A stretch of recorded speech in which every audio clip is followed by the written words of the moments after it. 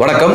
வீடு தேடி மருத்துவம் என்று பிறப்பிற்கு முன்னிருந்து இறப்பிற்கு பின்வரை ஒவ்வொருவருக்கும் தனித்தனியான அக்கறை கொண்டு ஒவ்வொரு வீட்டின் உறுப்பினராக இருக்கக்கூடிய ஹெல்த் அம்பர்லாவின் நிறுவனர் மரியாதைக்குரிய டாக்டர் ஜோசுவா சார் நம்மோடு இருக்காங்க. சார் வணக்கம். வணக்கம் சார். சார், இந்த மைக்ரோ நியூட்ரிஷன்ஸ் இல்லாததுனால இளைஞர்களுக்கு என்னென்ன பிரச்சனை வருது, மனிதர்களுக்கு என்ன பிரச்சனை வருது? சார், எல்லா விதமான பிரச்சனையும், அதாவது ஒரு ரீப்ரொடக்ஷன்ல ஸ்பெர்முக்குரிய கவுண்ட் குறையிறதுல இருந்து, ஒரு இன்சுலின் செக்ரீஷன்ல இருந்து, ஒரு உடல் எப்போதுமே சோர்வா இருக்கிறதுல இருந்து, தூக்கமின்மையில இருந்து, இன்னைக்கு என்ன வேணா பிரச்சனைகள் சொல்லலாம். எல்லாமே இந்த மைக்ரோ நியூட்ரியன்ஸ் பத்தாததுனால தான். அதாவது ஒரு வாரம் 2 வாரம் உங்க வண்டிக்கு டீசல் போடல போடும், எப்பவுமே டீசல் போடல, எப்பவுமே இன்ஜின் ஆயில் மாத்தலைன்னா எப்படி போடும்? அது போலதான் இந்த நுண் ஊட்டச்சத்துக்கள் சிறிய அளவுல தேவைப்பட்டாலும், ஆனா தொடர்ச்சியா மாத கணக்குல வருட கணக்குல நீங்க அதை சேர்த்துக்கொள்ளாத இருக்கும்போது அது இந்த மைக்ரோ நியூட்ரிஷன்ஸ் கிடைக்கணும்னா இந்த ஒரு 5 விஷயத்த டெய்லியே தொடர்ந்து பண்ணணும்னா என்ன சார் பண்ணலாம்? டெய்லியே பண்ணணும்னா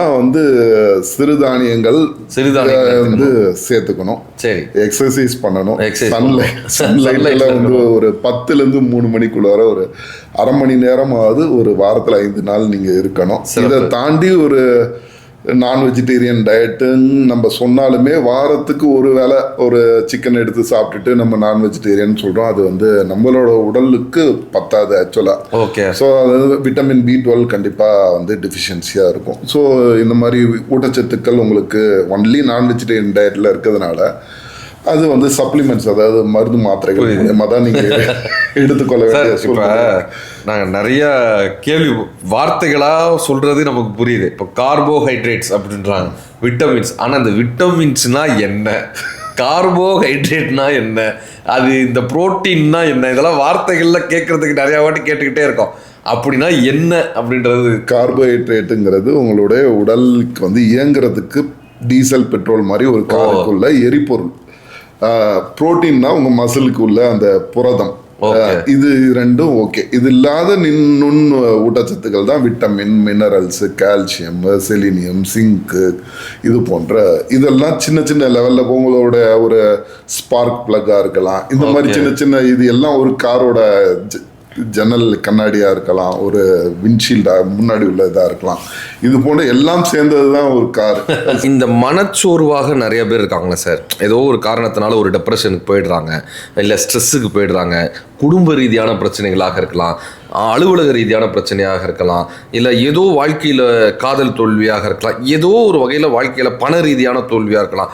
டிப்ரெஸ்டு மோடுக்கு போனவங்க தங்களை மருத்துவத்தின் மூலமாக கொண்டு வந்துட முடியுமா? அதாவது மாத்திரைகள் சாப்பிட்றதன் மூலமா அப்படி ஏதாவது கொண்டு வந்துடுறதுக்கு வாய்ப்புகள் இருக்கா?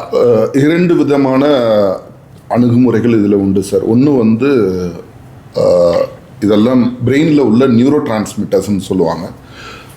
செரட்டோனின், டோபமின், காபா, இது 3 உங்களோட மூளையோட மூடு, அதாவது மனநிலையை ஹேண்டில் பண்ணக்கூடிய ஹார்மோன்ஸ். இது உங்களுக்கு தேவை. இது பற்றாதப்ப உங்களுக்கு மனசோர்வுகள் கெமிக்கல் ரீதியாக, அதாவது என்சைம்ஸ்ன்னு சொல்கிறோம், ஒரு வேதியியல் மாற்றங்கள் நடக்கிறதுக்கு என்சைம்ஸ்ன்னு சொல்கிறோம், ஒரு கெமிக்கல் ரியாக்ஷன் நடக்கிறதுக்கு அங்கே கேட்டலைசஸ்ன்னு சொல்கிறோம். உங்களுடைய மனநிலை ஒரு சீராக இருக்கிறதுக்கு இந்த மாதிரி சில செக்ரீஷன்ஸ், அதாவது காபா, செரட்டோனின், டோபமின் எனக்கூடிய தேவை. இது பற்றலை, உங்கள் உடலுக்கு போதுமான அளவு இல்லை அப்படிங்கிறப்ப அது மருத்துவ ரீதியாக அதை சப்போர்ட் தேவைப்படும். எல்லாருக்குமே இருக்கக்கூடிய ஒரு மித்து சார். இப்போ கேட்க போகிற கேள்வி ரொம்ப ரொம்ப முக்கியமான ஒரு கேள்வி.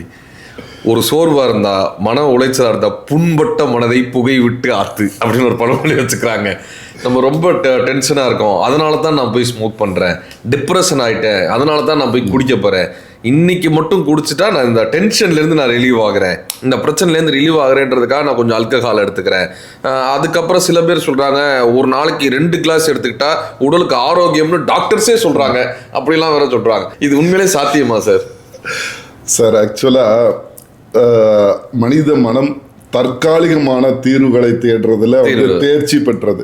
நீங்க ஒரு இன்னைக்கு எது உங்களுக்கு தற்காலிகமான சந்தோஷத்தை கொடுக்குதோ அதுதான் பிற்காலத்துல வந்து பெரிய பாதிப்பை கொடுக்கும். எந்த விஷயமும் ஆரம்பத்துல அது ஒரு உடற்பயிற்சியா இருக்கலாம், ஒரு டிசிப்ளினா இருக்கலாம், ஒரு மன கட்டுப்பாடா இருக்கலாம். ஆரம்பத்துல எதெல்லாம் உங்களுக்கு கஷ்டமா தோணுதோ அதெல்லாம் நீண்ட காலத்துல உங்களுக்கு பயனுள்ளதாகும். ஆரம்பத்துல எதெல்லாம் ஈஸியா இருக்கும் இன்னைக்கு 20 வயது 25 வயதுக்குள்ளார நீங்க அந்த விஷயத்த அச்சீவ் பண்ண வேண்டியதை ஒரு 30 வயதுன்னு வைத்துக்கோங்களேன்.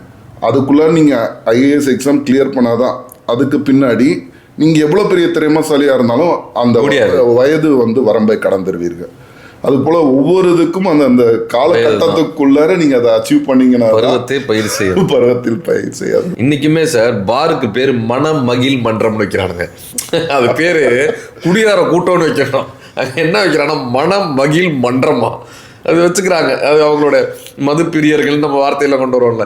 உண்மையிலேயே இது மன மகிழ்ச்சியை தருவதாகதா? இது எப்படி இந்த மித்து உருவாச்சு? மித்துன்னு சொல்ல முடியாது சார். ஆக்சுவலா வந்து ஒரு பிரச்சனையில இருந்து வேற ஒரு பிரச்சனையை நோக்கி நம்ம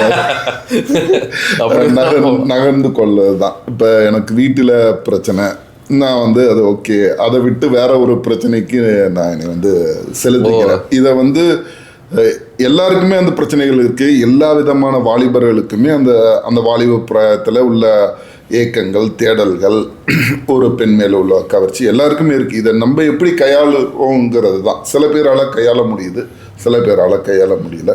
30 வயசு ஆனதுக்கு பின்னாடி அவனுக்கு குழந்தை பிறக்கிறதுக்கு அப்புறம் தான் அவன் நான் மிஸ் பண்ணிட்டேன், நீ படிடான்னு அவன் பிள்ளை எடுத்துற மிஸ் பண்ற, நானும் மிஸ் பண்றேன். மகிழ்ச்சி. அப்ப வந்து எப்பயுமே நல்ல பழக்கங்கள் தான் உங்கள் வாழ்க்கையை மாற்றுமே தவிர தீய பழக்கங்கள் என்றைக்கும் தீர்வாக மாறாது. சார், இந்த ரத்தம்லாம் டிரான்ஸ்பிளான்ட் பண்ணுறாங்களா சார்? இப்போ இதில் ஹெச்ஐவி இருக்கிறவங்களுடைய ரத்தத்தை ஒருத்தவங்களுக்கு டிரான்ஸ்பிளான்ட் பண்ணால் அவங்களுக்கு ஹெச்ஐவி வந்துருமா? இந்த ஹெச்ஐவின்றதும் எய்ட்ஸ்ன்றதும் ஒரே வியாதி தானா? இது என்ன இதனுடைய கான்செப்ட் சார்? ஹெச்ஐவி என்பது முதல் 1984 அந்த காலகட்டத்தில் வந்து இந்தியாவில் கண்டறியப்பட்ட ஒரு நோய். ஹெச்ஐவிங்கிறது ஒரு virus, human immuno deficiency virus. இந்த வைரஸ் வந்து அந்த ஹெச்ஐவிங்கிற ஒரு கிருமியை குறிக்குது. எய்ட்ஸுங்கிறது அந்த ஹியூமன் இம்யூனோ டிஃபிஷியன்சி, அதாவது உங்களோட இம்யூனோ டிஃபிஷியன்சினா நோய் எதிர்ப்பு சக்தியை குறைக்கக்கூடியது தான் இந்த வைரஸ் பண்ணக்கூடிய செயல். உங்களோட நோய் எதிர்ப்பு சக்தியை குறைக்கிறது வந்து அதோட உச்சகட்டம். அதாவது உங்களோட நோய் எதிர்ப்பு சக்தி CD4 செல்ஸ்ன்னு சொல்லுவோம். CD34 வந்து உங்களுக்கு வந்து 200க்கு கீழே போகுதுன்னா அது வந்து எய்ட்ஸ்ன்னு சொல்லுவோம். அதாவது அந்த நோயோட உச்சகட்டம் அதுதான் வந்து. அப்போ ஹெச்ஐவி பாதிக்கப்பட்டவங்க குணப்படுத்தலாமா சார்? ஹெச்ஐவி பாதிக்கப்பட்டவங்களுக்கு இப்போ சமீப காலமாக சில அறிவியல் கட்டுரைகள் ட்ரீட்மெண்ட்டு வருது அப்படின்னு சொல்கிறாங்க. ஆனால் எல்லாருக்கும் அந்த மருந்துகள் வந்து பயனளிக்கிறது இல்லை. இந்த ஹெச்ஐவி பாதிக்கப்பட்டவரோடு வேற யாராவது உடலை வச்சுக்கிறாங்க அப்படின்ற பட்சத்தில் அவர்களுக்கு அந்த நோய் வர்றதுக்கு வாய்ப்பு இருக்கு? அதிகமான வாய்ப்புகள் உள்ளது. அதனால அதாவது பலவேறுபட்ட மனிதர்களோடு நம்ம உடலுறவு கொள்ளாது நம்ம துணைவியரோட நம்மளுடைய பாரம்பரியம். அது வந்து விழிப்புணர்வுக்காக உடல் உறவு ரீதியாக ஹெச்ஐவி பரவுதல் ஒரு 5%. ரத்த மூலியமாய், அதாவது உங்களுக்கு தானத்தில் சிறந்தது ரத்த தானம் சொல்றோம். ஆனா வந்து சில நபர்கள் அவர்களுக்கு உடம்பு சரியில்லை அப்படின்னு தெரிஞ்சாலுமே வந்து ரத்தத்தை தானமாக கொடுத்துட்டு வந்துடுறாங்க. இதில் வந்து சில சமயம் அந்த கிருமி வந்து டிடெக்ட் பண்ண முடியாத ஒரு சூழ்நிலை. அதாவது ஆரம்ப கட்டத்தில் இப்போ உங்கள் உடலில் ஒரு 5 லிட்டர் ரத்தம் இருக்குது, இந்த கிருமிகள் வந்து அப்போதான் உங்கள் உடம்புல என்ட்ரி ஆகிருக்கு. ஆனால் உங்கள் ரத்தம் வந்து அந்த பாதிப்பை ஏற்படுத்தக்கூடியதாக இருந்தாலும் ரத்தத்துடைய வால்யூம் அதிகமாக இருக்கும்போது அந்த டிடக்ஷன் லெவல் வந்து கம்மியாக இருக்கும். அது விண்டோ பீரியட்னு சொல்லுவோம் நாங்கள். சரி, அந்த பீரியட்ல வந்து கண்டறியப்பட முடியாது. ஆனால் வந்து நோயை பரப்பக்கூடிய தன்மை அந்த ரத்தத்துக்கு இருக்கும். இப்படியான தகாத உறவுகள்ல நிறைய இருக்கும். இப்படியான பர்சன்ஸ் என்ன பண்ணணும்? தங்களை என்ன மாதிரி டெஸ்ட் எடுத்து பார்த்துக்கணும்? ஹெச்ஐவியை பொறுத்த வரைக்கும் ட்ரீட்மெண்ட் இல்லை சார். அதை வந்து அவர்கள் கண்ட்ரோல் பண்ண முடியலன்னா பிளட் டெஸ்ட் எடுத்து அவனுக்கு தெரிஞ்சு புண்ணியம் இல்லை, அது தெரியாமலே இல்லை சார். அது அந்த அளவுக்கு அவர்களுக்கு ஒரு ஓகே ஒரு பாலுணர்வு இருப்பது தப்பு இல்லை. ஓகே, ப்ரொடக்டிவ் செக்ஸ், அதாவது காண்டம்ஸ் யூஸ் பண்ணிக்கிறது அவர்களுக்கு வந்து பெட்டர். அதை டெஸ்ட் பண்ணி பார்க்கறதுனால அவர்களுக்கு தீர்வு கிடைக்க போறது இல்லை. இருக்கா இல்லையான்னு தெரிஞ்சுக்கலாம், மற்றபடி அது வந்து அவர்களுக்கு தீர்வு கொடுக்க போறது இல்லை. இந்த ப்ரொடக்டிவ் செக்ஸ் நீங்க சொல்லக்கூடிய இந்த ஆணுரைகளாக இருக்கட்டும் சார், இந்த மற்ற விஷயங்களா இருக்கட்டும், எவ்வளவு தூரம் அது பாதுகாப்பு? 100% பாதுகாப்பானது. 100% பாதுகாப்பானது. அதனால 0% HIV or hepatitis B, hepatitis C இது போன்ற வைரஸ், இந்த வைரஸ்க்கெல்லாம் பெரிய அளவில் ட்ரீட்மெண்ட் இல்லை. ஆனால் பால் உறவு கொள்ளும்போது பரவக்கூடியது. என்னதான் ஆணுரைகள் இருந்தாலும் கூட, என்னதான் அதற்கான பாதுகாப்பு இருந்தாலும் கூட, மனக்கட்டுப்பாடு தான் முதல் பாதுகாப்பு. மனக்கட்டுப்பாடும் ஒழுக்கமான ஒரு வாழ்க்கையும் சுய ஒழுக்கமும் தான் இதற்கான பெரிய தீர்வே. கண்டிப்பாக கண் கெட்டதுக்கு அப்புறம் சூரிய நமஸ்காரம் பண்ண முடியாது, செய்து வந்ததுக்கு அப்புறம் வருத்தப்பட்டு கிடையாது. சரி, இந்த மாதிரி இப்ப நமக்கு தெரிஞ்சது HIV ஆர் எய்ட்ஸ் இந்த மாதிரிலாம் சொல்றாங்க. இந்த மாதிரி STD டிசீசஸ் வேற என்ன மாதிரியான வகையில் சார் வருது? நிறைய டிசீஸ் இருக்கு சார். சிஃபிலிஸ்ன்னு சொல்லுவாங்க, கொனோரியான்னு சொல்லுவாங்க. இது போல உறவு, அதாவது உறவுனால பரவக்கூடிய செக்ஷுவலி டிரான்ஸ்மிட்டட் டிசீசஸ் STDன்னு சொல்லுவாங்க. அது இப்போ சமீப காலமாக கொஞ்சம், அதாவது HIVக்கு ஃபுல் கம்ப்ளீட் ட்ரீட்மெண்ட் இல்லைனாலும் முன்னாடி ஒரு 5 வருடத்துல இருந்தாங்கன்னா இன்னைக்கு ஒரு 20 வருடம் ஆயுள் காலத்தை நீட்டக்கூடிய மருந்துகள் இருக்கிறதுனால மக்களுக்கு ஒரு தைரியம். அதனால வந்து இந்த மற்ற செக்ஷுவலி டிரான்ஸ்மிட்டட் டிசீஸ், சிஃபிலிஸ் இதன் போன்ற நோய்கள் சமுதாயத்தில் இப்போ கொஞ்சம் அதிகமாக இருக்கு. இன்னைக்கு இருக்கிற இளைஞர்களுக்கு பெரிய பிரச்சனை, இந்த செல்போன் வந்துருச்சு, நிறைய சமூக வலைதளங்கள் வந்ததுனால ஆபாச படங்கள் நிறைய பார்க்க ஆரம்பிக்கிறாங்க. இந்த ஆபாச படங்கள் மன ரீதியா உடல் ரீதியா அவங்களை எப்படி பாதிப்படுகிறது?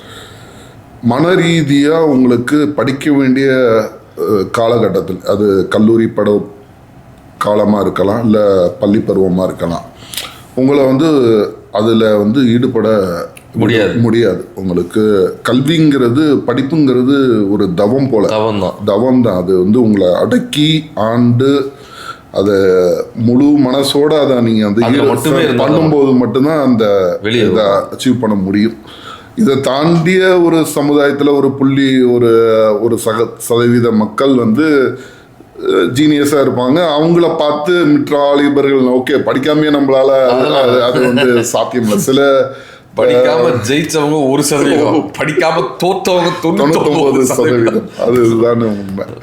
அதனால அது உங்களுடைய எல்லா விதத்திலையும், படிப்பா இருக்கலாம், உங்களுடைய எல்லா வளர்ச்சியுமே பாதிக்கக்கூடியது தான்.